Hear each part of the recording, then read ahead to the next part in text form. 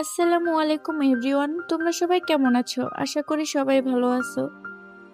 ইনশাল্লাহ আমিও ভালো আছি। আজকের সকালটা অনেকই ভালো লাগছে আমার থেকে, তাই ব্লগটা নেওয়া।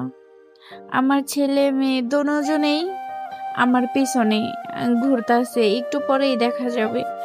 কারণ ওরা নানুর বাড়িতে আসলে তো কোনো কথাই নেই, আমার বাবার বাড়ির থেকে ওরা দুইজনের একজনও যাইব না।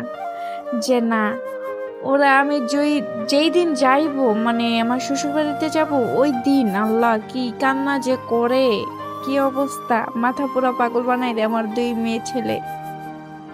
তো যাই হোক, এই সকালটা অনেকই ভাল লাগছে, কারণ এই প্রকৃতিটা এত মায়াবী, এত শুনশান। এটা আমার মানে এটা আমার শীতের দিনের নেওয়া। শীত আসবে আসবে এমন একটা ভাইবে আর কি। তো বাবার বাড়িতে আমার তেমন একটা আশা পড়ে না, আসলেও 3-4 বা 2-3 মাস এমন পর পরা মানে আমি বাড়িতে যাই। ওই যে দেখেন আমার ছেলে আর মেয়ে, আমার ছেলে আমার মেয়েকে পেছন দিয়ে ধাক্কা দিতেছে, যে বলতেছে আপু তুমি সরো, আমি আগে আগে যাব। ওই যে আমার মেয়ে কি জানি দেখে বৈশা, আমার ছেলে বলতেছে তুমি এখানে কি দেখো, আমি আবার বলতেছি বাবা সামনে যাইও না, সাপ সাপ। তো আমার মেয়ের সাথে তার বান্ধবী বসলো।